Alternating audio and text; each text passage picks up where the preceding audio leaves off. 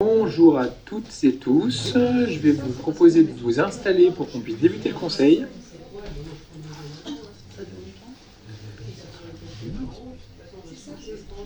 C'est bon, la caméra. Non, pas encore.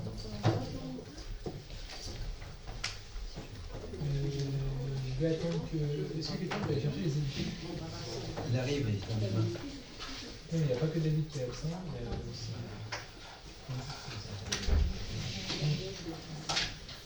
Donc, Monique, Yvan, Émilie et Jean.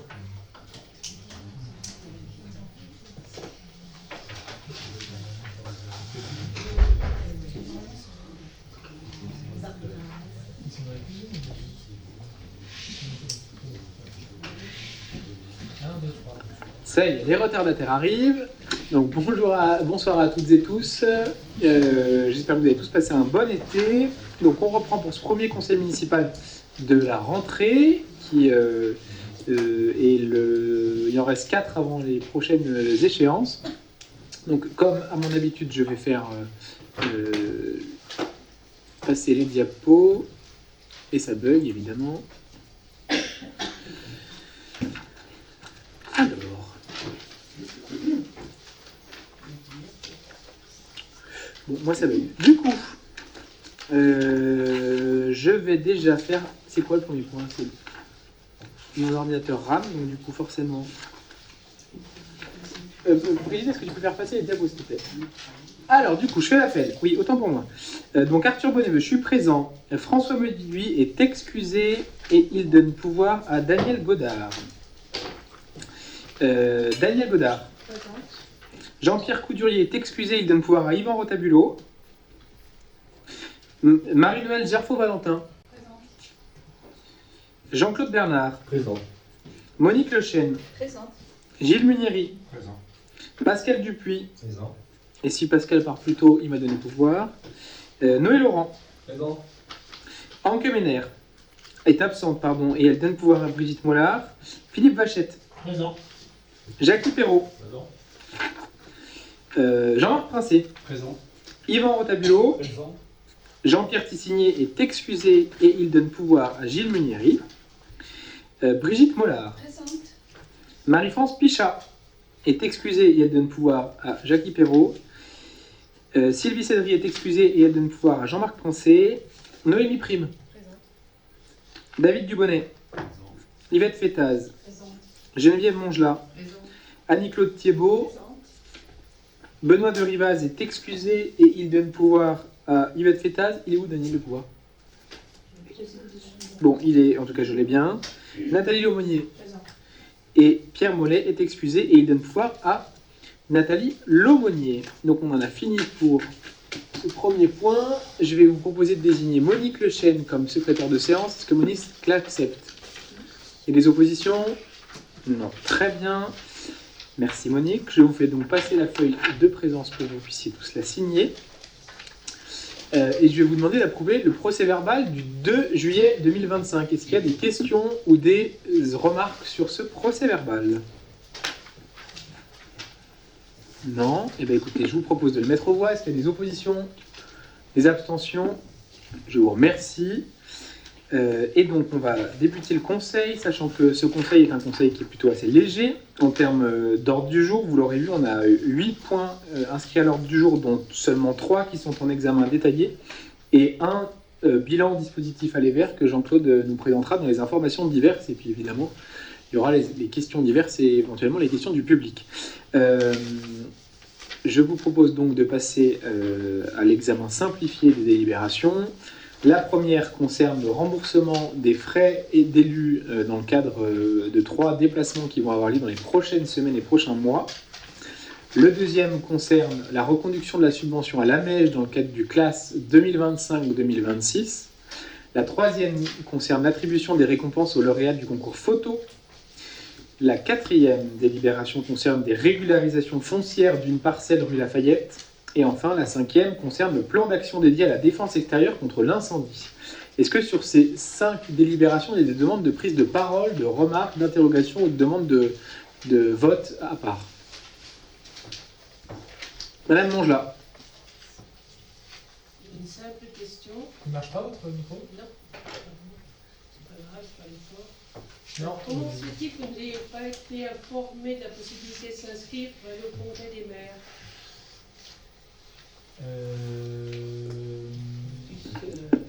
Parce que on fait la proposition aux élus qui sont membres de l'exécutif, tout simplement. Pardon? On fait la proposition aux élus qui sont membres de l'exécutif, qui sont en responsabilité et qui ont des sujets à aller traiter au sein du conseil municipal et pour faire avancer des sujets communaux. Voilà la raison pour laquelle vous n'avez pas été effectivement convié à participer à cet événement. Est-ce que, Noémie, tu peux brancher le micro de Yvette sur le micro de Pascal? Merci. Non, celui qui... Voilà, ce câble-là, exactement. Ah ouais, tire-le. Non, pas celui de Pascal, celui d'Yvette. Voilà, tire-le. Tire-le. Non, Il est en dessous. Dessous, c'est celui qui passe. Non, ici. Non, pas celui-là, l'autre. Celui-ci. Celui-là. Voilà. Il est coincé entre les deux tables. Dessous, voilà. Encore. Tiens, un peu sec. Bon. Quelqu'un y va ou pas? Non, c'est bon. Voilà. Et celui-là, il faut le brancher sur le micro de Pascal. C'est bon, merci. Est-ce qu'il y a d'autres demandes de prise de... ou d'autres questions?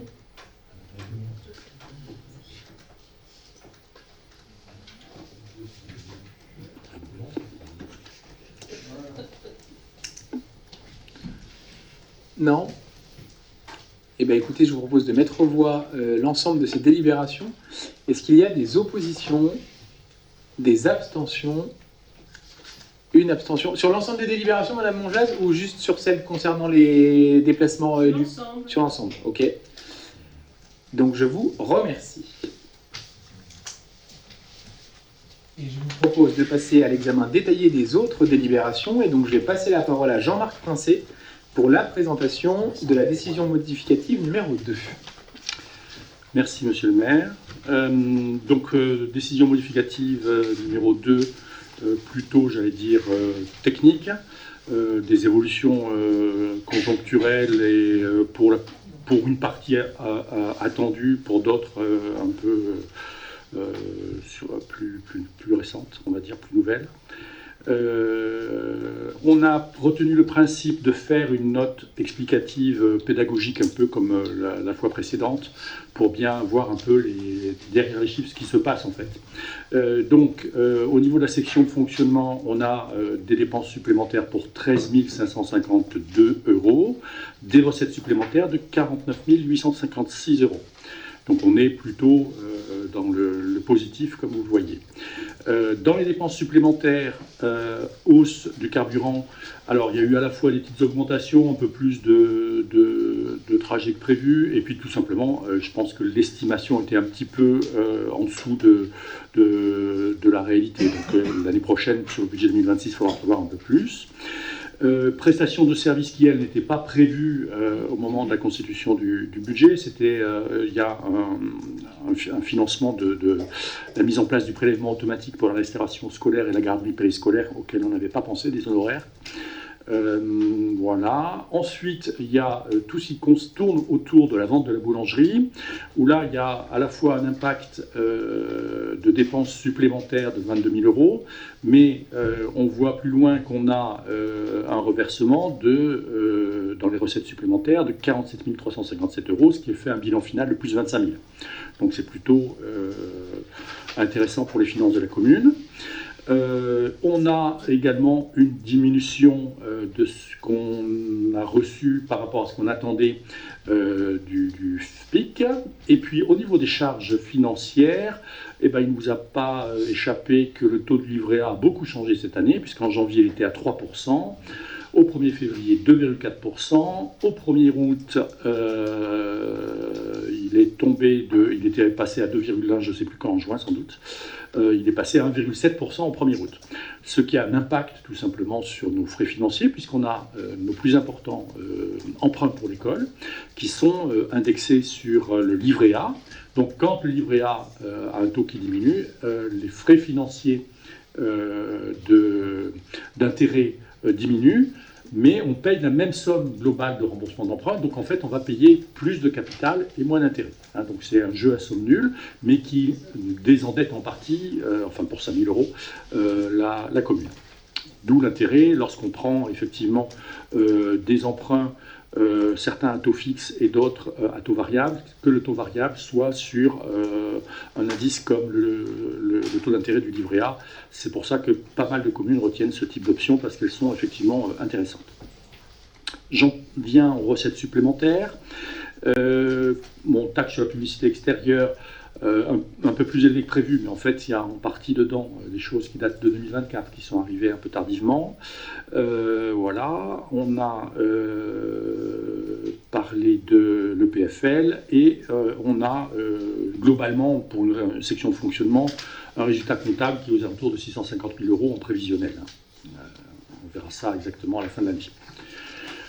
Pour la section d'investissement, les recettes supplémentaires sont un peu supérieures à 33 000 €, 33 359, et les dépenses supplémentaires à 23 000 €. Donc très clairement, dans les recettes supplémentaires, c'est essentiellement ce qu'on appelle les CE, c'est-à-dire l'économie d'énergie, pour l'éclairage public, et la subvention de la CAF pour la crèche, puisque les travaux ont été faits par rapport à tout ce qui concerne la préparation des repas.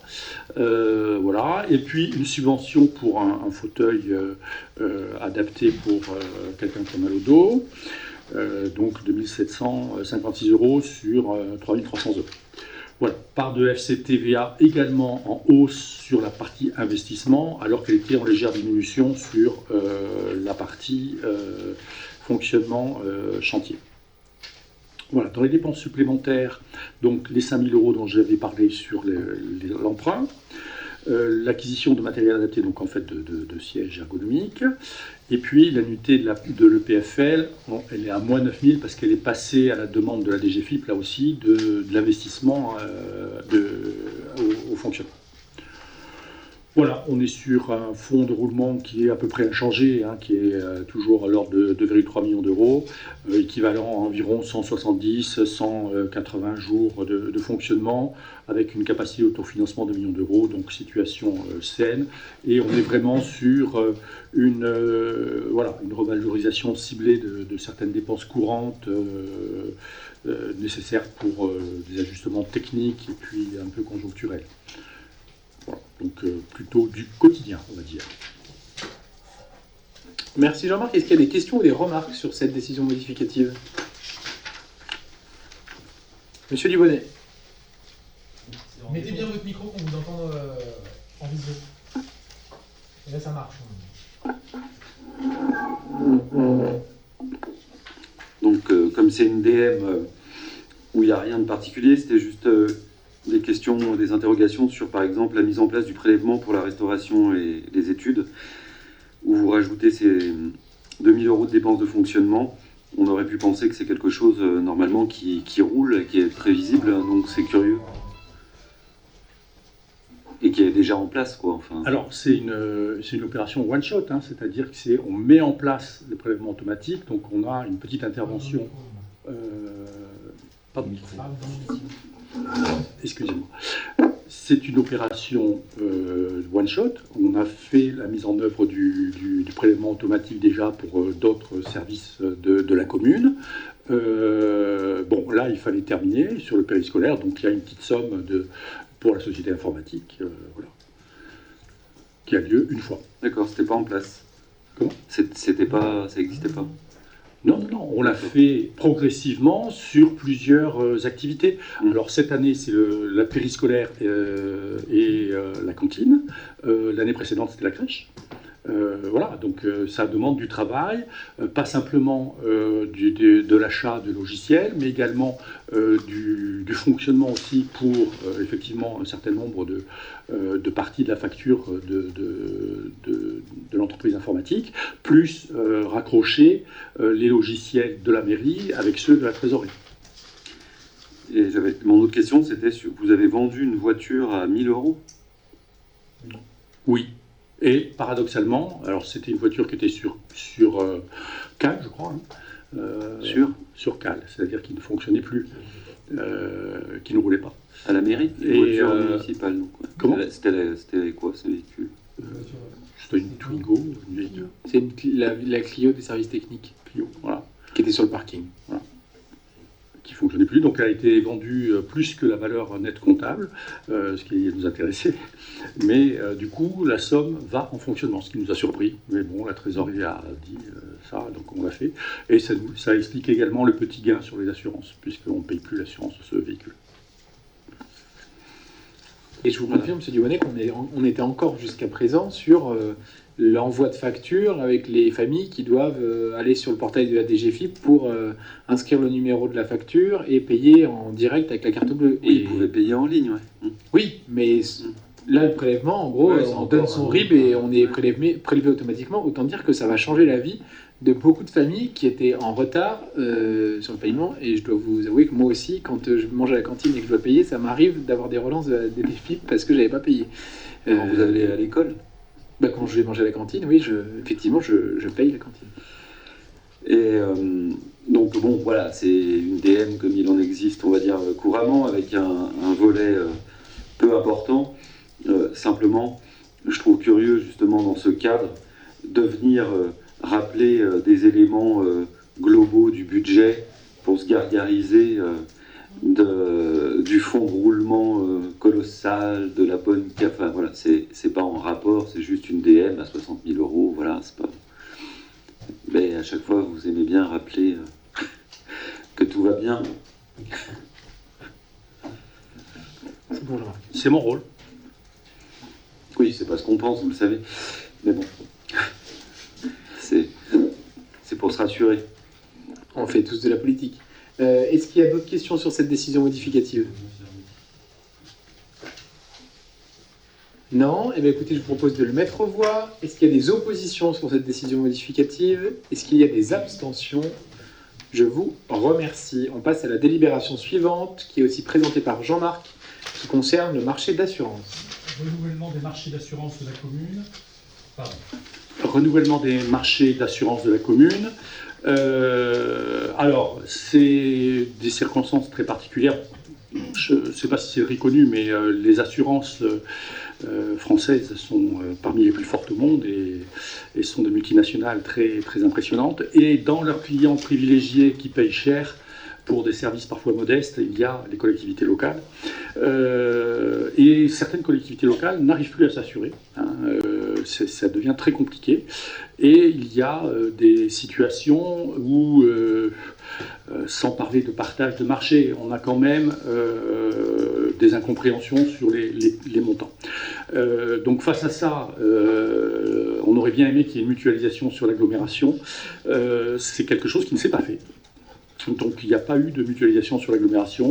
Donc au niveau de la commune, on a pris deux options d'économie de gestion, on va dire. C'est un enjeu de 40 000 € à peu près par an, ces assurances-là. L'enjeu premier de gestion, c'est de regrouper le marché de l'EHPAD et le marché de la commune pour y avoir un peu plus d'impact financier. Et le deuxième, c'est de faire appel à un courtier un peu spécialisé dans les assurances. Voilà. Compte tenu de l'enjeu financier, c'était pas mal aussi de remettre à plat l'ensemble de contrats, les avantages, les inconvénients, la prise en compte des dommages et des risques.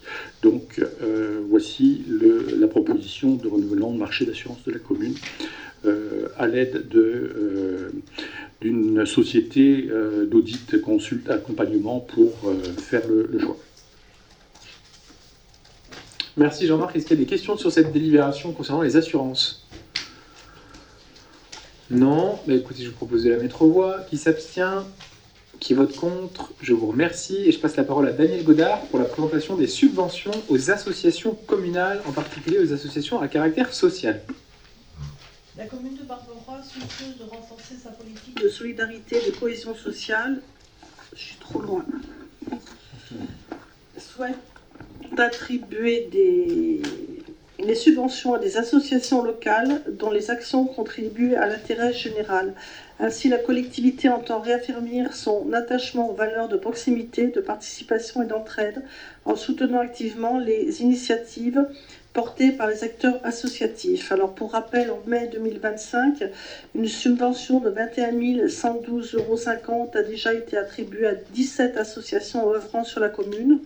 Et à ce jour, de nouveaux dossiers nous sont parvenus et ont été traités par la commune en reçu un avis favorable des commissions. Ainsi, il est proposé d'attribuer une subvention de 3 900 € aux associations à caractère social au titre de l'année 2025. Donc vous avez un tableau, je vais les relire. Donc Anne Vital, Association des villes et territoires accueillants pour 300 €. Apage Savoie pour 200 €, la Banque alimentaire 750, la Cantine Savoyard 750 €, la Croix-Rouge française 300 €, Handisport 250 €, la Ligue contre le cancer Comité de Savoie pour 200 €, l'Office national des combattants et victimes de guerre 100 €, Savoie de Femmes 300 € et Resto du Cœur 750 € pour un total de 3 900 €. Là, c'était des... Vous avez un autre tableau. Alors, c'est une subvention de 1 600 € aux associations à caractère général au titre de l'année 2025. La pétanque de l'Albane pour 400 €, l'Étra libre pour 400 € et Barbera Pôle musical pour 800 €. Donc, un total de 1 600 €. Donc, il va appartenir au conseil municipal d'approuver les montants des subventions accordées aux associations conformément au tableau que vous avez regardé et d'autoriser monsieur le maire ou son représentant à procéder au versement des subventions concernées pour un montant total de 5 500 € et de dire que les crédits afférents sont inscrits au budget de 2025 et d'autoriser monsieur le maire à signer tout document référent à ces décisions. Vous avez des questions peut-être à poser ? Ouais, de mon côté, c'était... Monsieur Dubonnet. Je trouve contestable la subvention à l'Envita. Bon, voilà. Et puis à Tétralire, j'avais déjà eu l'occasion de le dire, je crois, par rapport à l'aide au soutien de l'agglo, du département, et puis par rapport à son rayonnement. Et puis l'Envita, bon, je vois pas trop le rapport par rapport à Barbera, mais voilà. C'est tout. Est-ce que tu veux répondre, Jean-Claude, ou je réponds sur l'Envita ? Oui, je peux. Jean-Claude est notre référent auprès de l'Envita. Concernant l'Envita, vous savez qu'on a adhéré à cette association comme maintenant bon nombre de collectivités territoriales, qu'elles soient départementales, régionales, avec des inscriptions individuelles possibles. Des grandes métropoles ont également adhéré. Nous avons adhéré il y a déjà au moins 4 ans. Nous l'avons fait parce que nous avions à gérer une situation très particulière avec le fait que nous avions un centre d'hébergement d'urgence et que c'était une situation assez délicate et nous avions besoin d'aller chercher de l'expertise auprès d'élus qui maîtrisaient le sujet.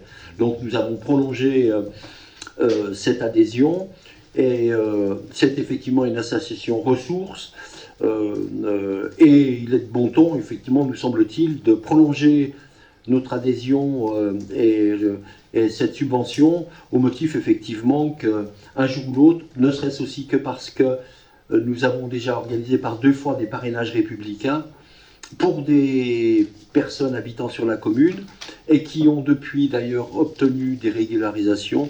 Il nous semble pertinent de prolonger notre collaboration avec cette association. Voilà pourquoi. Il ne me semble pas que la commune gère un centre d'hébergement d'urgence. Donc il y a bien un gestionnaire derrière. En général, c'est l'État. Je vois pas, c'est pas une raison. Non, mais le centre d'hébergement d'urgence, histoire de créer de la cohésion sociale, par exemple, il y a 3 ans maintenant, nous avons organisé un après-midi, je ne me rappelle plus si c'était en semaine, peut-être bien un samedi après-midi, une fête entre voisins et les personnes habitant au centre d'hébergement d'urgence, qui a, je pense, été une réussite. Cela a permis effectivement aux habitants et à des membres de d'une association barbarasienne de travailler à la réalisation d'une soupe à partir de produits collectés auprès de distributeurs, la Ravoir Paysanne et autres. Et il y avait à l'époque effectivement un centre d'hébergement d'urgence qui, je vous l'accorde, depuis a migré, puisqu'il se trouve maintenant à côté du commissariat de police en ville. Il n'empêche effectivement que nous avons encore à la Galopaz bon nombre de jeunes, je crois qu'ils sont 70, qui logent ici, qui très souvent sont des mineurs non accompagnés issus des pays de l'Afrique subsaharienne. Donc il y a effectivement nécessité de temps à autre d'être en lien avec Envita qui peut, du fait de son expertise, nous apporter des réponses. Bah, je trouve mais la Galopaz est bien pleine. Vous payez de mots, et puis pour des soupes, vous faire enfin, on voit vraiment pas le rapport, mais bon. Ils sont là. Qu'est-ce que vous voulez qu'on fasse? Non, mais il n'y a pas que la Galopaz. On a aussi depuis plusieurs années mis à disposition des logements communaux à destination des associations qui viennent en accompagnement aux personnes qui sont migrantes. Et donc du coup, c'est aussi logique qu'on puisse s'appuyer sur leur expertise pour nous répondre quand on a des besoins et des interrogations. Voilà. Des trucs tout bêtes, hein, mais quel loyer appliquer à des associations caritatives quand on leur met à disposition des locaux communaux, et bah, l'Envita nous vient en aide, et quand elle a un besoin spécifique en ce moment, le CCAS répond présent. Daniel? Oui, je spécifiais que ces associations, les membres du CCAS ont donné un accord positif à toutes ces associations. Merci Daniel. Est-ce qu'il y a d'autres remarques sur ces subventions? Non. Alors du coup, je vous propose de mettre aux voix, sachant que Daniel, tu prends pas parole. T'es membre du... CCAS. Non.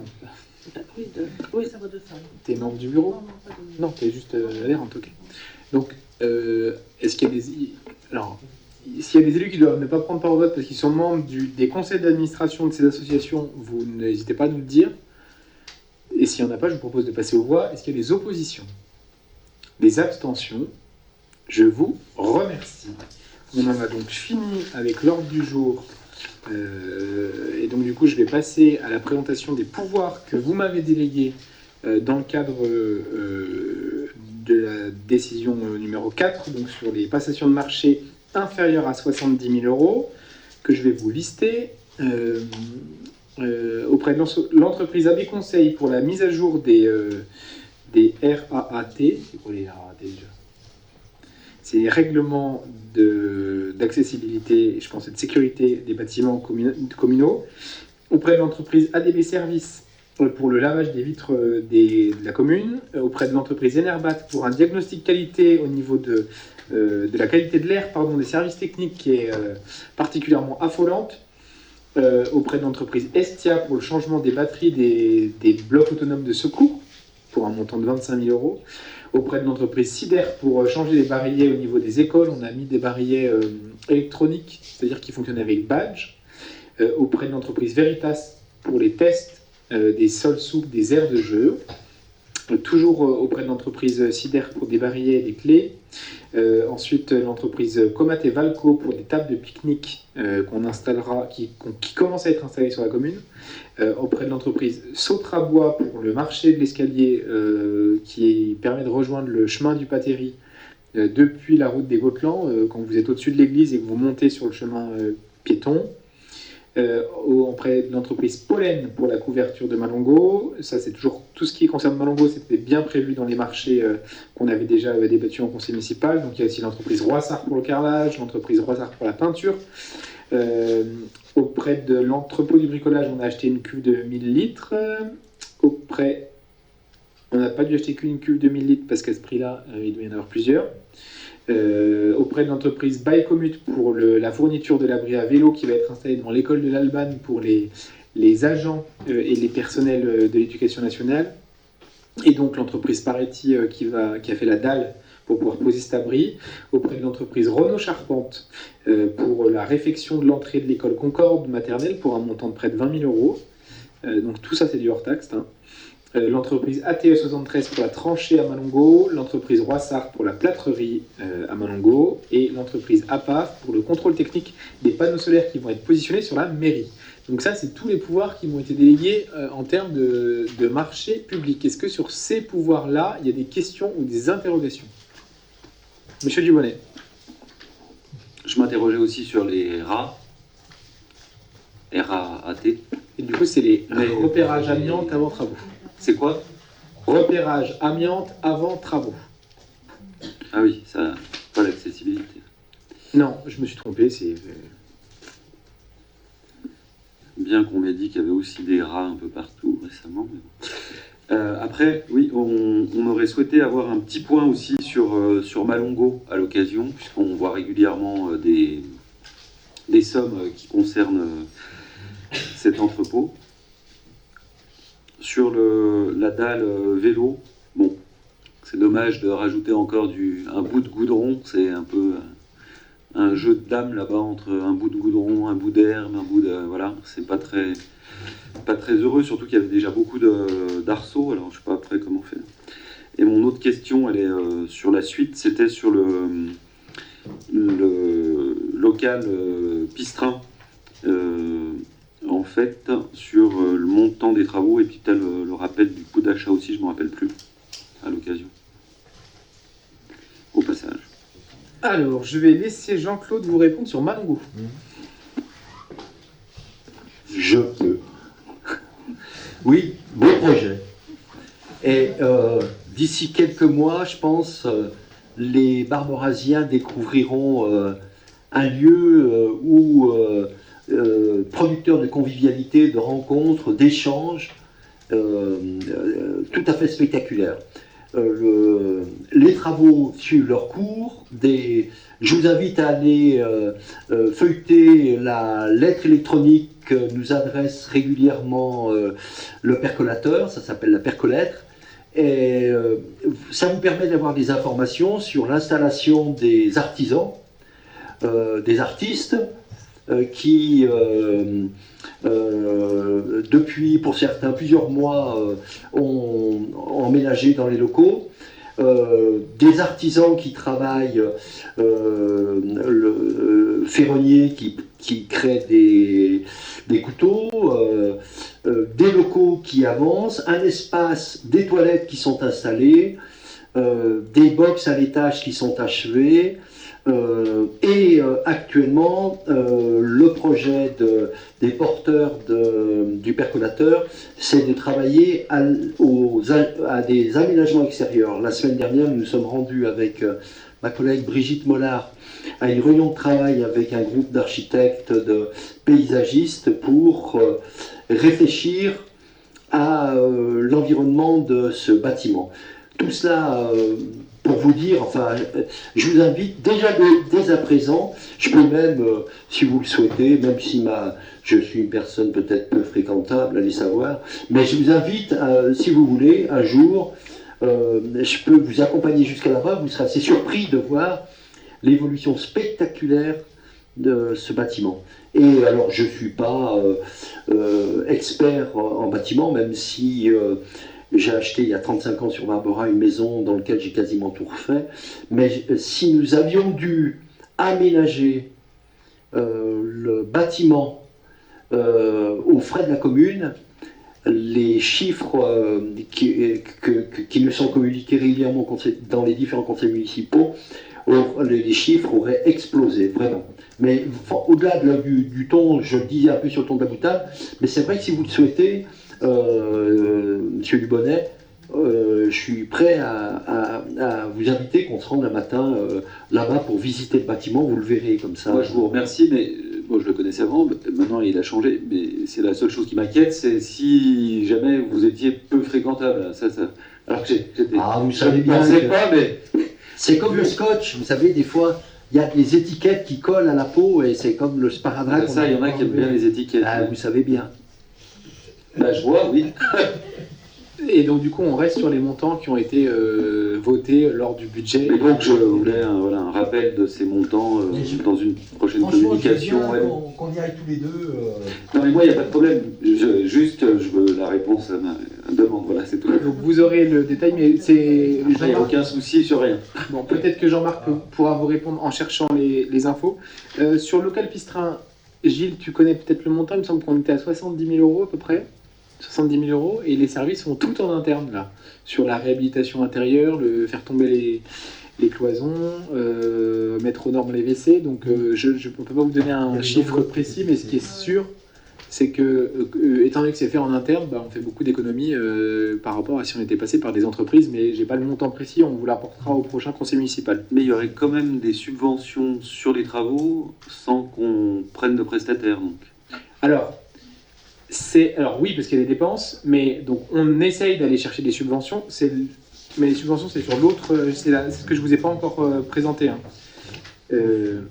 En gros, les subventions, on essaye de voir si Grand Chambéry peut pas, dans le cadre du quartier en veille active politique de la ville, nous financer. On a peu d'espoir, mais si on ne demande pas, on n'aura pas. Donc du coup, on verra si on est éligible à 18 000 € de subvention sur Pistrin. Mais du coup, ça doit représenter 70% du montant, donc ça veut dire qu'on doit avoir 25 000 € d'investissement. Et après, sur l'abri vélo, c'est une obligation réglementaire, hein, l'abri vélo, étant donné qu'on a une surface importante de bâtiments avec un nombre important d'usagers. Le permis de construire nous oblige à construire un abri à vélo couvert et fermé. En l'occurrence, l'abri à vélo initial qui était prévu au permis de construire, Gilles me confirmera, je crois qu'on était à 100, un abri couvert de 100 vélos, ce qui veut dire 50 arceaux à vélo. On a négocié avec Grand Chambéry pour réduire, parce que clairement les enfants devant les écoles n'ont pas besoin d'un arceau à vélo fermé. Ils peuvent avoir besoin des arceaux à vélo couverts, mais fermés, c'était pas obligatoire. Mais en l'occurrence, pour tout ce qui est personnel, on sait que l'un des premiers freins à la mobilité active et douce, c'est la sécurisation et la protection des vélos. Et donc du coup, c'est la raison pour laquelle on propose que nos agents périscolaires ATSEM, qui sont nombreux à venir en vélo, et les instituts puissent avoir accès à ce local à vélo. Voilà. Pour lequel on a obtenu d'ailleurs des subventions importantes d'Avélo 2. Est-ce qu'il y a d'autres questions sur les dépenses financières? Yvette. Oui, juste pour le local Pistrin, enfin, vous pouvez me rappeler votre objectif, ce que vous pensez, comment vous pensez l'utiliser? En fait, alors sans faire de mauvais jeu de mots, on va en faire un tiers-lieu qui aurait différentes affectations. Ça pourrait être une extension de la bibliothèque dans un premier temps, parce que quand il y a des ateliers dans la bibliothèque, l'espace peut être assez contraint et donc du coup ça permettrait de découper les groupes. Ça peut être un lieu pour le classe, ça peut être un lieu pour l'aide aux devoirs organisé par le syndicat intercommunal. Et on a essayé de regarder avec la CAF si ça pouvait être un des lieux pour le lieu d'accueil parents-enfants, mais les réponses sont plutôt négatives, hein, je crois. Oui. Mais du coup, c'est une salle communale qui pourrait aussi servir à une association qui aurait besoin de se réunir avec des petits effectifs. Enfin voilà, c'est vraiment un lieu qu'on veut vivant et animé régulièrement. S'il n'y a pas d'autres questions, je vais passer aux autres pouvoirs qui m'ont été délégués. Donc c'est des décisions. Donc il y a une première, c'est une signature d'une convention avec Cinébus pour la projection en plein air de juillet. C'est ensuite avec Grand Chambéry, donc on vient d'en parler, sur les travaux du local Pistrin, une demande de subvention de 18 000 €. C'est aussi une convention relative à la dispense d'analyse de la pratique professionnelle en crèche pour l'année 2025-2026. Ça, c'est des choses qu'on fait tous les ans. Et ensuite, c'est la convention d'occupation du domaine public pour les food trucks au moment du forum des associations le 6 septembre. Est-ce que sur ces décisions, il y a d'autres remarques ou demandes de prise de parole? Non, mais écoutez, très bien. Je vais passer la parole à Jean-Claude Bernard pour qu'il nous fasse un rapide retour sur le dispositif Aller Vert. Voilà, alors, micro. Ah oui. Oui, vous vous souvenez effectivement, suite au problème que nous avions eu dans un des quartiers qui est maintenant intégré dans la politique de la ville, un QVA, quartier en veille active. Durant l'été 2023, nous avions négocié avec Chambéry une aide financière pour mettre en place un dispositif qu'on a qualifié d'aller vert pour aller rencontrer les habitants. Et bon, les élus n'allaient pas y aller avec les mains dans les poches, il fallait effectivement un support technique. Le support technique, c'est le centre social et un animateur qui a assuré cette fonction-là. Depuis septembre 2024 jusqu'à la mi-juillet 2025, 20 séances ont été programmées et se sont réalisées. Ce dispositif a été temporairement stoppé puisque nous rentrons dans une période un peu critique et que ce type d'intervention auprès des habitants pourrait être perçu comme relevant d'une campagne électorale, une forme déguisée de campagne électorale. Donc le dispositif a été stoppé. Nous espérons qu'il reprendra avec ceux qui seront aux manettes au printemps prochain, après les élections. Le bilan, en attendant, a été fait, donc 20 séances, à peu près 240 personnes sont venues, 10 séances de chaque côté, 10 séances sur la plateforme de la Chartreuse et 10 séances au cœur de Loré-du-Bois. L'ensemble des bon nombre d'élus y ont participé, tous y ont trouvé un intérêt de rencontrer les habitants, et ils pourront d'ailleurs compléter ce que je suis en train de dire. Ce que je peux, le compte rendu qui a été fait, le bilan qui a été fait par l'animateur de la neige est assez conforme effectivement aux perceptions que nous avions tous, à savoir effectivement que bien évidemment il y a des points négatifs qui ont été pointés par les habitants. Du côté de Loré-du-Bois, ce qui est plusieurs fois apparu, c'est la problématique des déchets, mais vous savez bien que ça ne relève pas de notre compétence, mais Dieu sait que ça pose problème. Du côté de la Chartreuse, souvent un problème d'entretien qui a posé problème. Ce qu'il ressort, c'est une grosse satisfaction de la part des habitants d'avoir la possibilité au pied de son immeuble de rencontrer des personnes qui viennent à donner des réponses. Et à ce propos, on peut plutôt se féliciter puisque les chiffres qui nous ont été communiqués en conseil d'administration par la MEJ montrent que 171 personnes depuis l'automne 2024 à l'ouverture de la maison France Service, 171 Barberasiens, nettement plus que les habitants des autres communes, ont ouvert la porte de la maison France Service. Étant donné que c'était souvent un problème qui était abordé lorsqu'on accueillait les habitants, on peut penser effectivement qu'on a fait une bonne communication et que ça a permis à ceux et celles qui étaient en situation de fragilité ou assez éloignés de leurs droits de pouvoir se rendre là où ils trouveraient des réponses. En ce sens, on peut dire que même si nous ne relevions pas du dispositif mis en place par Grand Chambéry sur Chambéry-Le-Haut et Cognat, le dispositif zéro non-recours, on peut dire effectivement que de fait, on a travaillé, sans le savoir, peut-être qu'on le savait, mais à mettre en place un dispositif de même nature. Voilà. Un point important qui est ressorti, c'est que les parents, les habitants ont retrouvé une certaine confiance. Sont allés ouvrir la porte de la MEJ, des gens qui ne s'y seraient pas rendus.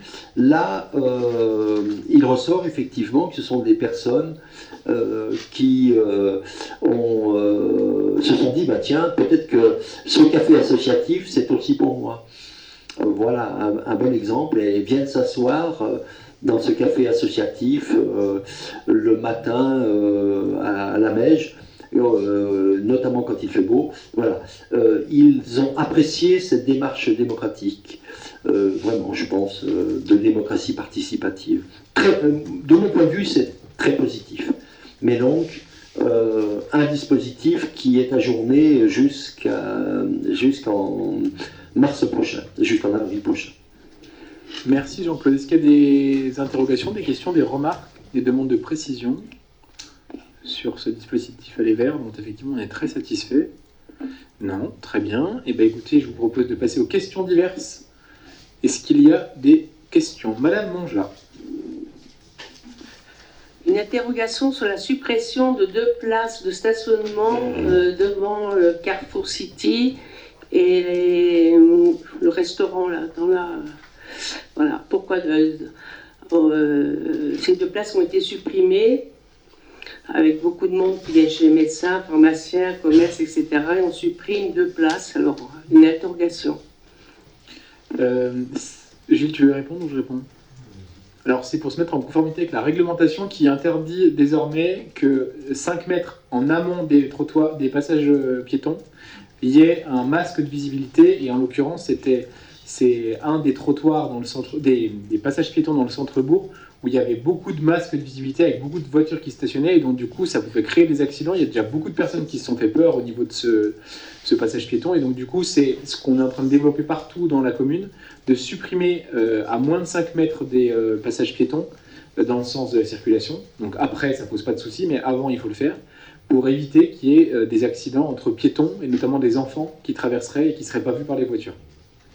Voilà pour la raison pour laquelle c'est des 2 côtés.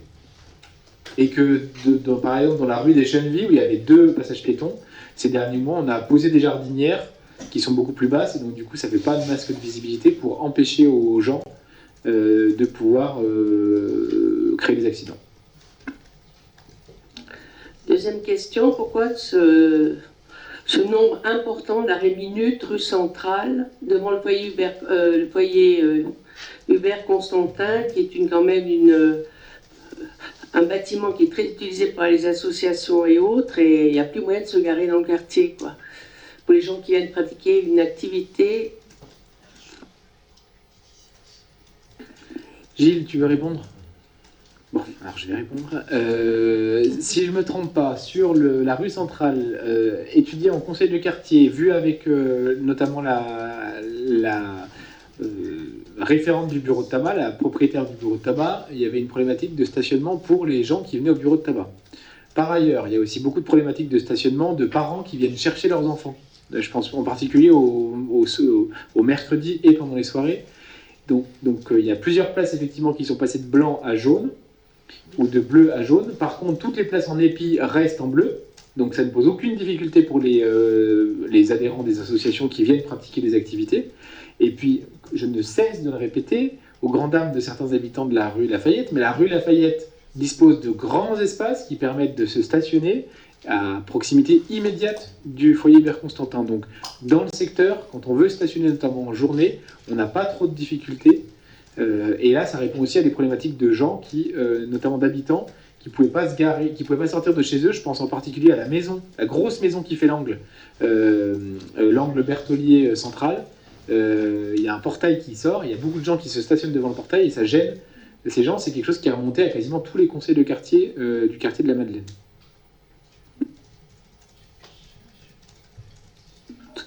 Troisième question. Vous n'êtes pas sans méconnaître le problème des rats dans le coin de la Concorde, etc. Donc, est-ce qu'il y a quelque chose, une campagne de dératisation, je ne sais pas, mais les habitants s'inquiètent. Gilles? À ma connaissance, enfin, tu me contredis si je dis une bêtise, à ma connaissance, le problème ne nous est pas remonté. Il n'y a aucun problème de rats qui nous est remonté. Il y a de temps en temps les gens qui se plaignent parce qu'il y a des rongeurs près des zones de compostage. Mais il n'y a jamais un problème de rats qui nous soit remonté par rapport à ça. Vous pouvez répéter votre réponse, s'il vous plaît, parce que vous parlez là-bas et nous, on n'entend rien ici. Ben, je vais répondre, excusez-moi, je n'ai pas parlé assez fort. Non, mais si je ne vous regardais pas, c'est que je voulais, j'ignore le problème, je voulais regarder monsieur le maire pour savoir si je disais une bêtise ou pas, tout simplement. À ma connaissance, on ne nous a jamais remonté un problème de rats sur la Madeleine. Donc il y a des habitants de la Madeleine, Pascal Dupuis habite la Madeleine, toi Arthur tu habites la Madeleine, etc. Le problème ne nous a jamais remonté. Toi tu as des connaissances à la Madeleine. Si je pose la question, c'est comme il y a plusieurs personnes qui m'en ont parlé. Hein. Alors c'est pour ça que je pose la question, hein. C'est pour savoir si vous étiez au courant ou pas. Voilà. Madame Angela, je ne mets absolument pas votre parole en doute. Mon seul propos est de dire que l'information n'est pas remontée à la mairie. Donc s'il y a beaucoup de personnes qui vont en parler, il y a maintenant un outil qui s'appelle Intramuros, il y a la possibilité d'aller à la mairie. Et je ne comprends pas pourquoi ces gens qui vous en parlaient fort justement ne sont pas venus à la mairie en parler. Mais je ne mets absolument pas en doute ce que vous en dit les gens. Si vous le dites, c'est qu'il y a des gens qui vous l'ont dit.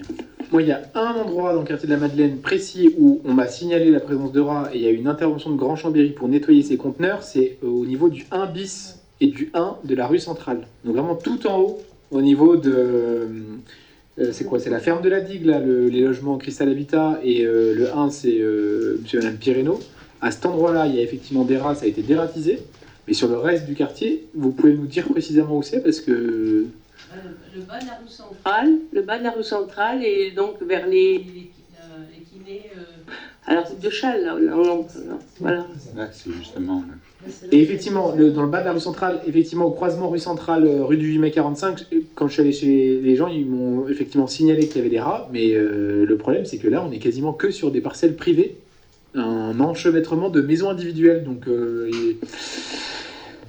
c'est pas du rôle de la collectivité de gérer cette problématique. Mais ça fait deux, ça fait 2 cas, c'est pas énorme pour moi. Les rats, ça prolifère vite, hein. Surtout quand ils remontent de la laisse, pour l'avoir vécu dans un autre endroit, ça va vite. Et ma dernière question, j'ai lu dans la presse, préférée de Jean-Pierre Couderier également, la même presse, le départ de médecins de Barbera pour une autre commune. Êtes-vous au courant? Là, je vais laisser Yvan Rotabulo en parler. Non, je ne suis pas du tout au courant. Ce sont quels médecins qui partent du... J'ai précisé que 2 médecins de Barbera vont s'installer dans une commune un peu éloignée de Barbera. Moi, j'ai l'information, et c'est une information qui est d'une commune qui est apparue dans la presse. Oui, c'est 2 médecins du cabinet qui est en face de la mairie. Pardon? C'est 2 médecins qui sont dans le cabinet qui est en face de la mairie, qui, je crois, ont cherché à acheter des locaux qui n'en ont pas trouvé, et donc du coup, ils sont allés effectivement ailleurs. Mais Yvan a essayé de faire en sorte qu'on fasse venir d'autres médecins sur la commune. On a eu une difficulté de trouver des locaux pour pouvoir mettre à disposition, mais en tout cas, c'est sûr que les médecins, ils cherchent en ce moment et ils veulent venir s'installer sur Barbera, donc tant mieux. Mais effectivement, c'est 2 médecins qui sont installés dans l'immeuble de la fabrique il y a 5 ans, oui. Mais le problème, c'est que les médecins, quand ils sont morts, ils préviennent pas la mairie, hein. C'est comme quand les commerces arrivent, ils préviennent pas la mairie non plus, ils débarquent, et ni les patients, voilà, et moi je l'ai appris par un patient, voilà. J'ai appris également qu'il y en a des patients également, oui. Et ceux des ailes continuent sur des ailes ou ils vont trouver un local Non. Non, pour l'instant, c'est le gros problème, c'est de trouver des locaux. C'est vrai que, comme l'expliquait monsieur le maire, on avait 6 médecins qui souhaitaient s'installer sur Barbera et on n'a hélas pas pu leur fournir de locaux pour qu'ils puissent s'installer sur la commune. Ce qui est vraiment dommage pour nous. Bon, l'avantage c'est qu'ils s'installent tout proche, ils sont au début du Faubourg Montmoyen, avant même l'église du Sacré-Cœur, donc on est quand même en proximité immédiate. Dans le cadre du départ d'Aesio sur la dalle de la galerie de la Chartreuse, il y a beaucoup de locaux qui vont se libérer. Ils nous ont fait une proposition d'achat. Aujourd'hui, les tarifs sont quand même assez élevés, donc du coup, on essaye de leur faire baisser les tarifs. Et il faudra voir dans les prochains mois et prochaines années si la commune rachète pas ces locaux et les met pas à disposition, notamment de professions de santé Ce qui serait intéressant, ça permettrait de redynamiser le plateau de la galerie, et en plus, c'est quasiment plein pied, donc accessible pour le public. Voilà. Vous avez fini, Madame Mongela, sur vos questions ou pas? Ouais. Yvette Fétaz. Oui, moi j'ai juste une question. À quelle fréquence sont nettoyés les WC, les toilettes au Mont-Carmel? Parce que pour y être allé, c'est une catastrophe, hein. Je vous le dis. C'est pire que ce qu'on peut imaginer. Oui, bah, c'est des toilettes non nettoyées, avec la chaleur, ça... Et puis il y en a partout. Effectivement, on est conscient de la difficulté. On a des difficultés pour avoir quelqu'un qui veut bien faire les WC. Voilà. Et donc, et puis par ailleurs, c'est vrai que vu que c'est des WC secs, il n'y a pas d'eau, donc du coup, pour nettoyer, bah, il faut amener l'eau, donc c'est moins pratique. Mais c'est vrai que, en fait, ces WC sanisphères, on les a installés en faisant beaucoup de retours d'expérience sur ce qui se passait ailleurs, et y compris au Motet, où au Motet, c'est quand même une fréquentation qui est autrement plus élevée que le haut du cimetière et de Buisson-Rond. On était avec et pas trop de difficultés d'entretien. Il se trouve que celui du Mont-Carmel, il pose problème. Et quant à celui du stade, il y a certains adhérents de certaines associations dont je tairai le nom qui font assez peu d'efforts. Mais on essaye de recruter, voilà, là c'est compliqué. Mais normalement, c'était toutes les semaines. Est-ce qu'il y a d'autres questions ou remarques? Jean-Claude Bernard. Oui, une information. Je me souviens que la minorité, lors d'un dernier conseil municipal, souhaitait connaître les chiffres des fréquentations des écoles. Il me semble que vous aviez posé cette question. À la rentrée, nous sommes à 490 enfants scolarisés sur la commune. 212 sur Concorde et 278 sur Alban. Voilà. Avec une concentration d'enfants assez conséquente sur l'Alban. On a 112 enfants pour 4 classes. D'où l'intérêt, effectivement, d'avoir des espaces classe-tiroirs en cas de besoin. Voilà. Est-ce qu'il y a d'autres questions diverses? Monsieur Dubonnet. Oui, je voulais un petit point de votre part. J'ai été touché comme un certain nombre de riverains dans mon quartier par un fait grave qui a amené à découvrir 3 voitures brûlées. Donc je dois vous dire que c'est assez particulier. Je crois que j'en avais aperçu une aussi cet été d'ailleurs sur le parking à côté de la Galopaz. Donc je sais voilà, qu'il y a eu une réunion ici récemment.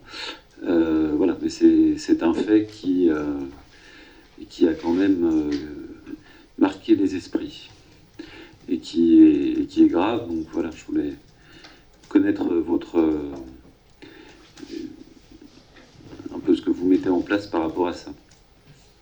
Oui, alors des incendies de véhicules, c'est loin d'être le premier dans la commune. On en a tous les 2-3 mois dans différents secteurs. C'est la première fois que ça arrive sur le square Marié, mais il y a d'autres endroits, je pense en particulier au bout du parking de la Libération, où là c'était quasiment toutes les 3 semaines qu'on avait un incendie de véhicule à certains moments. Bon, on a prévu du coup d'installer une caméra de vidéosurveillance sur le secteur pour éviter que ce soit un point où les gens qui s'adonnent à du trafic de véhicules ou de la fraude à l'assurance puissent venir poser leur véhicule et ensuite, quelques semaines après, y mettre le feu. Ce qui arrive très souvent, quand il y a des incendies de véhicules, en règle générale c'est plutôt ça. Voilà, il se trouve que c'est le véhicule du centre qui a été auquel l'incendie a été mis, et l'incendie s'est répandu sur les 2 véhicules à côté. Et donc forcément, c'est sûr que ça fait 3 voitures d'un coup. En plus, il y a les arbres au-dessus. Ça a fait une grosse torche. Et donc j'imagine que pour les riverains, et on l'a vu, hein, l'émotion des habitants était palpable. Ça a fait peur, forcément. Et donc du coup, c'est des choses qu'ils aimeraient ne pas vouloir se reproduire. Après, on est aussi au courant qu'il y a des problématiques de stupes. Sur ce rond-point, ça fait je ne vais pas dire des décennies, mais en tout cas ça fait des années que dans ce secteur il y a des problématiques de stupes. Et donc du coup les services de la police nationale sont prévenus.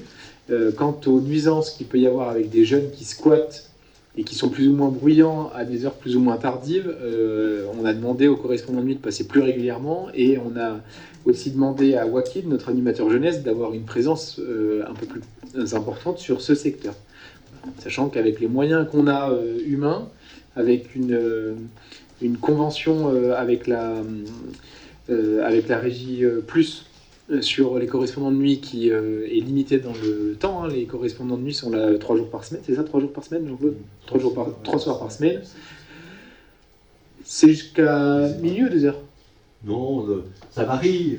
Oui, c'est minuit le. Oui, minuit. C'est minuit, jusqu'à minuit. Donc jusqu'à minuit, on arrive à peu près à couvrir, si tant est qu'on soit sur le bon jour. Donc on aimerait que la régie plus, les médiateurs soient plus présents, quitte à ce que la commune paye plus. Et sur les problématiques qu'on peut rencontrer en journée, là, on souhaiterait, mais ça c'est un sujet dont on a déjà longuement discuté depuis le début du mandat, c'est sur l'adéquation entre les moyens que la commune de Barbera donne au syndicat intercommunal et les moyens qu'on a sur le terrain pour accompagner nos jeunes. Voilà. Monsieur Dubonnet.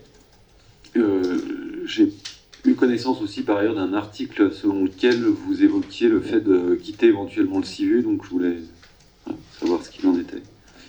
Et j'ai fait une réponse au président Bazin qui m'a envoyé un courrier peu agréable. Après, oui, que je pourrais vous transmettre effectivement parce que ça mérite au moins que de la transparence. Ça fait des années qu'on a des problématiques pour se faire entendre au syndicat intercommunal. Je pense que c'est des problématiques que vous avez expérimentées, vous, quand vous étiez en responsabilité, et que nous, on expérimente aujourd'hui, avec une sociologie de la population qui a beaucoup évolué, et des jeunes qui ont besoin d'être accompagnés. Alors, vous poserez la question à Annie-Claude et à Benoît, qui ont eu à peu près quand on a eu des échanges sur le syndicat, on avait à peu près tous la même position et les mêmes visions sur ce syndicat. Aujourd'hui, la commune, elle donne 70 000 euros elle donne 110 000 euros cette année au syndicat intercommunal. Sur les 110 000 euros, il y en a environ 40 000 qui sont dédiés à l'extrascolaire. Donc en gros, la subdélégation que le CIVU fait à la mèche pour l'accompagnement des 3-11 ans tout au long de l'année, donc que ce soit le mercredi pendant les vacances. Et du coup, les 70 000 euros qui restent, c'est pour les 11-25. Il se trouve que 70 000 euros pour avoir quelques chèques permis de conduire, quelques chèques BAFA, une semaine de job d'été, quand le président ne nous les supprime pas, quelques jeunes de la commune qui vont en ALSH, donc c'est les accueils de loisirs sans hébergement, on en a effectivement eu 7 cet été, enfin 9 enfants et 7 familles, ce qui est moins que Saint-Baldoff, ce qui est moins que Saint-Jouard, ce qui fait très cher, et une présence de l'animateur sur le terrain qui est en moyenne de 12 heures par semaine par an. Vous conviendrez que c'est un montant qui nous fait réfléchir, et donc du coup, c'est évidemment pas cette municipalité qui prendra la décision de proposer au conseil municipal de sortir ou pas du syndicat intercommunal, mais je pense que c'était un signal qu'il fallait qu'on envoie, sachant que le signal a été envoyé depuis combien ?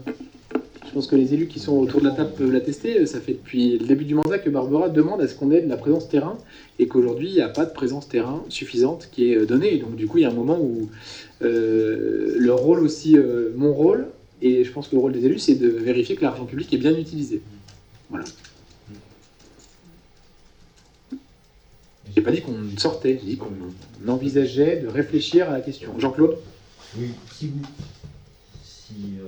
vous permettez, la question en plus mérite d'être posée dans le sens où, tout à l'heure encore, j'étais avec un des médiateurs sociaux qui doit être à l'heure qu'il est sur la dalle pas de la Défense, mais de la Chartreuse. Il me disait effectivement il faudrait davantage de temps.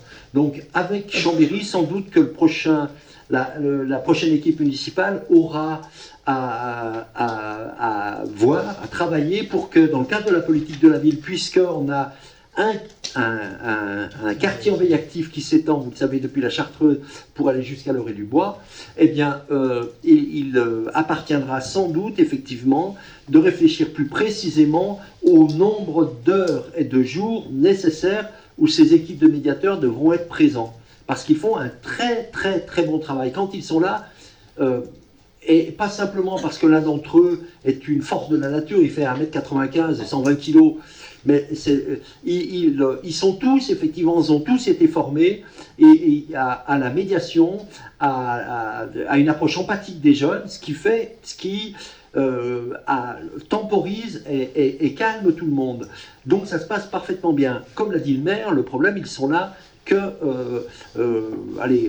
2 heures, 3 fois par semaine, ça fait court. Bon, alors, s'ils sont le soir où il y a un problème, qu'ils sont sur Jacob-Belcombette le même soir, parce qu'ils couvrent le même soir Jacob, Barbara et puis Barbie de mémoire, il est clair effectivement que chaque habitant confronté à une situation de cette nature, sauf si c'est suffisamment grave pour appeler la police et éventuellement le lendemain aller déposer plainte, ce que les Barberasiens ne font pas malheureusement, mais chaque habitant est à même effectivement de les appeler, s'ils ne répondent pas, de leur laisser un message sur le répondeur, et ils le font, ils rappellent soit le soir même, alors donc vous me direz, s'il y a une situation d'urgence ce soir même, malheureusement ils ne sont pas là, il n'empêche effectivement que le lendemain, ils interviendront, ils monteront dans les étages, ils iront frapper à la porte éventuellement de la famille qui pose problème ou de la personne habitant ici qui pose problème pour X raison, pourquoi pas des troubles mentaux, vous voyez par exemple,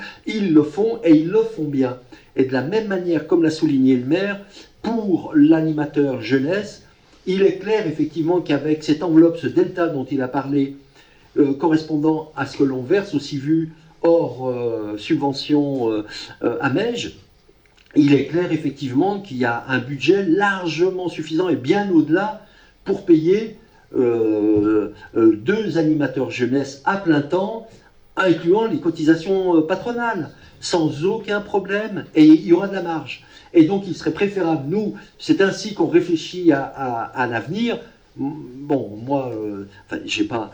Mais l'idée, c'est de faire en sorte, effectivement, que il y ait une présence permanente à des heures qui conviennent. Alors, même si on ne leur demande pas d'assurer un travail de flic, mais nos animateurs, il serait souhaitable que les animateurs jeunesse soient là, sur des horaires de type, déjà les mercredis après-midi et samedi après-midi, bien évidemment, mais en fin de journée aussi, de 17 à, sans leur faire travailler de nuit, mais ou de 16h à 22h.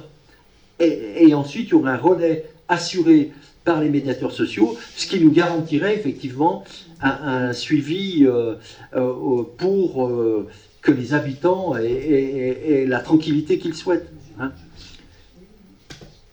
Merci Jean-Claude. Est-ce qu'il y a d'autres questions diverses? Non. Alors du coup, je vous propose de passer aux questions du public. Est-ce que les membres du public ont des questions? Oui, Monique, est-ce que tu peux te rapprocher d'un micro pour qu'on puisse t'entendre dans le micro? Non, mais je vais avoir qui porte bien. Bon, simplement. Voilà, il y a quelques abris de bus qui sont démontés, surtout le chemin du Clos et puis des ailes. Alors que des ailes a été remplacées déjà il y a peut-être même pas 2 ans, 1 an, je crois 1 an à peu près. Alors qu'est-ce qui se passe?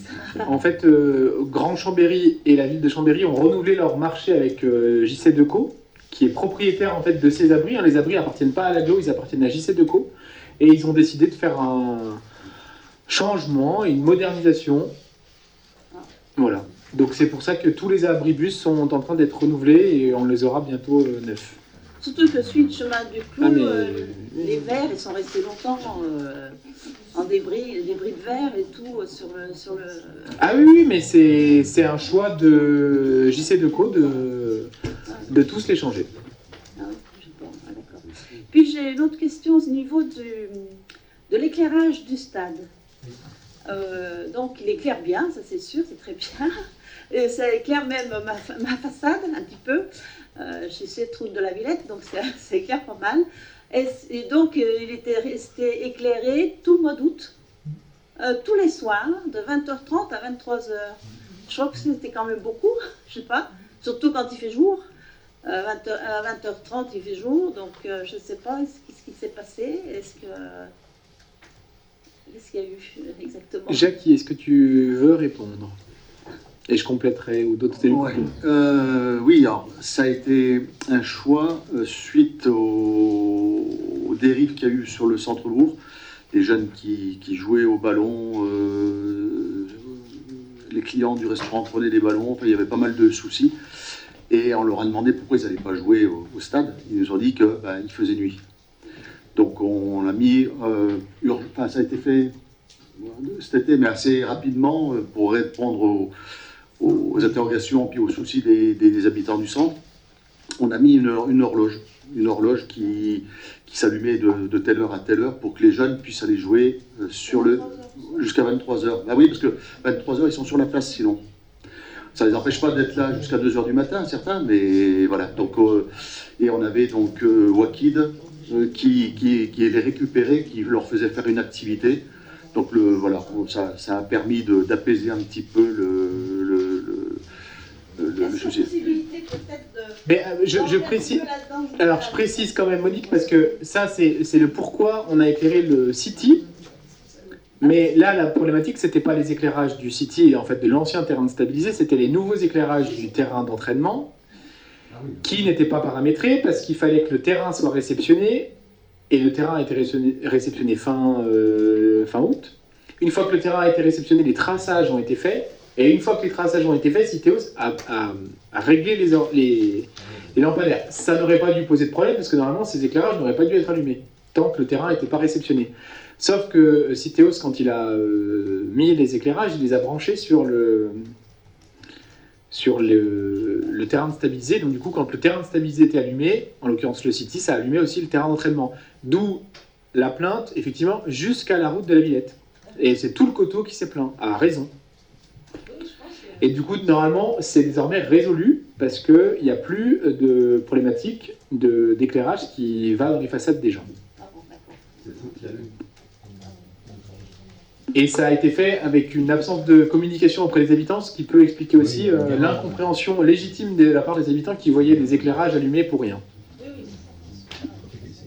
Et puis aussi, je trouve dommage que la fontaine place de la mairie soit transformée en bac à fleurs. C'est un peu dommage quand même. Je ne sais pas quelle est la... Gilles Munieri.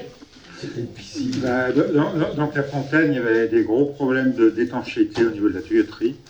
Et pratiquement, c'était une fontaine à eau perdue, parce que l'eau partait. Normalement, c'était prévu pour tourner en circuit fermé. L'eau partait. Donc on a une consommation d'eau qui était colossale. Elle était difficilement réparable. Et ensuite, on avait un deuxième souci, c'est qu'avec la pozzolane qu'il y a de partout, les gamins s'amusaient à jeter de la pozzolane dans la fontaine, et la fontaine était sans arrêt bouchée. Voilà. Donc la société qui s'appelle Alpa Arrosage, qui assure l'entretien, ils étaient là en permanence. Donc on a estimé, peut-être à tort, effectivement, parce que c'est un objet décoratif, on a estimé que vu la consommation d'eau qu'il y avait, qui était délirante, d'autant plus que les fontaines à circuit perdu, normalement, ce qu'elle n'aurait pas dû être, sont interdites. Dès qu'il y a un arrêté préfectoral, on doit l'arrêter. Donc on aurait dû l'arrêter constamment, puisqu'il y en a eu un arrêté préfectoral tout l'été, quasiment. Compte tenu aussi de la fréquence d'intervention d'Alpa Arrosage, elle était sans arrêt bouchée, etc. On a préféré la reconvertir en un beau massif avec des fleurs. Voilà. C'est dommage, mais c'est des choses qui arrivent.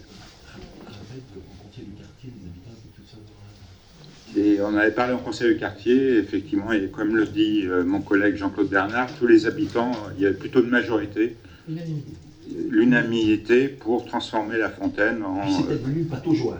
Hein. Ouais. Les gosses, c'était... On peut leur dire de ne pas faire trop de bêtises non plus. Hein, oui, mais c'était samedi, dimanche, mercredi, c'était tout le temps. Hein. D'autres questions, Monique? Non, c'est bon. Ok, est-ce que les autres personnes du public ont des questions ou des remarques? Monsieur Devoissou. Alors, je vous confirme. Mettez le micro, M. de Boissou, qu'on vous entende quand vous êtes, pour les gens qui sont en visio. Oui, je vous confirme que mon médecin traitant qui est en face, là, il est en train d'aménager un local à Bassin. Et je trouve très dommage qu'il n'ait pas pu, les deux médecins, se réimplanter ici à Barbera, notamment parce qu'il y a des locaux immenses d'AISIO qui sont vides. Voilà. Alors, vous avez parlé d'abris à vélo pour l'école. Alors, rue de la Macone, sous les Cèdres, on est à côté de l'avenue du Stade, il y a un petit local octogonal qui a été mis en place. Je ne sais pas si c'est la mairie ou Grand Chambéry. Grand Chambéry. Moi, je passe très souvent devant, je vois jamais personne ouvrir une porte, mettre un vélo. Alors, est-ce que c'est efficace, ce type de petit équipement? Très bien, mais je vais vous répondre parce que c'est Grand Chambéry qui s'occupe, et l'agence Écomobilité qui s'occupe de l'implantation de ces consignes à vélo. Et effectivement, pour l'instant, il n'y a pas un seul usager qui loue le vélo. Il faut dire qu'on n'a pas beaucoup, voire pas communiqué auprès des habitants qui sont concernés. Donc il y a un flyer qui va être distribué à partir de demain dans les boîtes aux lettres des habitants concernés, donc c'est-à-dire dans un rayon de plus de 500 mètres sur le coteau. Donc du coup, on espère que ça va faire venir du monde. Après, c'est des consignes à vélo qui servent surtout aux gens le matin qui posent leur voiture dans le secteur ou qui viennent à pied et qui récupèrent leur vélo pour ensuite aller en ville. Donc c'est souvent une ouverture, une fermeture par jour, par casier, ce qui fait qu'il y a quand même peu de probabilité de voir des gens, à moins d'y être entre 7h30 et 8h30. Est-ce qu'il y a d'autres questions? Madame Mongelard. Je repensais quelque chose. Qui est-ce qui a instauré le 30 km/h dans la route d'Apremont? Parce que le matin à 8h, je ne sais pas si vous êtes déjà passé à ce moment-là, il y a quand même des gens qui prennent des risques parce qu'il y a des bouchons et qui doublent, etc., n'importe comment. Et donc, ça devient un petit peu acrobatique et circuler sur cette route, toute la portion, au moins jusqu'à la déchetterie de la Ravoir. Après, on met plus de temps en fin de compte pour prendre la route d'Apremont, traverser Barbera, que si on vient des marches ou autres. Gilles, tu veux répondre? Non, vas-y. Bah alors. Non, je te laisse la parole, parce que c'est issu des conseils. Normalement, c'est François qui répond, mais François est en absent. Donc, c'est issu des conseils de quartier, donc comme c'est François qui s'occupe d'animer les réunions de quartier, c'est lui qui travaille avec les habitants pour les aménagements routiers, les vitesses, etc. Donc il y a eu effectivement dans les différentes réunions de quartier, même Angelaz, il y a eu les gens, ils sont pleins de la vitesse, y compris sur la route d'Apremont. Donc il y a un moment, il y a eu, on a fait participer, c'était participatif, il y a eu parmi les suggestions qui sont remontées, il y a eu la suggestion de faire de Barberaz une commune apaisée, avec une limitation de vitesse complète à 30 à l'heure, et ça a été soumis au choix des habitants. Il y a une large majorité qui s'est prononcée pour le 30 à l'heure. Sachant qu'il y a une erreur de la part des services techniques, ils ont mis 30 km/h dans la portion qui est entre le pont et le bâtiment à Vérone, qui devrait normalement rester à 50. Voilà. Et le 30 devrait débuter à partir de la rue François-Miège. Et en plus, la circulation unique sur le pont, ça devrait être le contraire. Je pense que ça devrait être prioritaire quand voilà, parce qu'elle est dangereuse, parce que comme il y a une légère courbe quand on vient dans le sens entrant sur Barbera. Et effectivement, vous avez parfaitement raison. On voit une légère courbe, mais on ne voit pas. Par contre, il y a une demande quand on a mis en sens unique le chemin des Prés.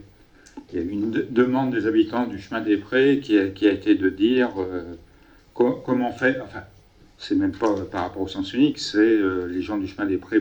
Parmi les problèmes qu'ils ont remontés, il y a le problème de comment sortir de la route. Sachant que souvent, ils étaient obligés de revenir vers Barberaz et qu'il y avait une queue de voitures et que ça empêchait de déboucher. Voilà. Sachant qu'il n'y a jamais de bonne solution. Des solutions, il n'y a pas de solution idéale. Donc, les chicanes qu'il y a devant fait. Non, mais je me demande pourquoi. Non, je suis d'accord avec vous parce que je l'ai expérimenté moi-même et c'est pas très aisé. Par contre, c'est quand même pas une rue qui est très habitée par des habitants et des maisons. Hein. C'est plus l'enseignement bâtiment à Vérone et tout ça, je vois pas, espace parquet, des habitants qui ont demandé que ça soit il n'y a quand même pas une circulation.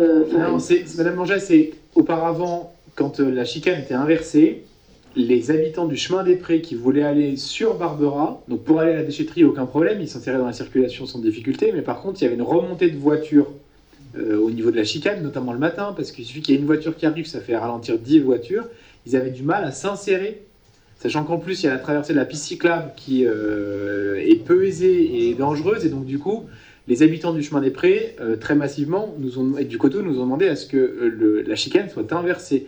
Mais bon, tout ça, c'est des sujets qui sont discutés largement en conseil de quartier avec les habitants. Donc c'est aussi issu de la démocratie participative. D'autres questions ou je clôture? Oui. Je ne parlerai pas de chemin des Prés, où il y a quand même des voitures en sens unique qui se prennent la route. Hein. Oui. D'où l'intérêt de verbaliser. Là aussi, il y a un gros problème qu'il faudra revoir. Oui, micro, sinon on n'entend pas dans le... Sinon on n'entend pas en visio. Oui, bonsoir. Moi, j'aurais voulu évoquer la place de la mairie qui est en gravillon.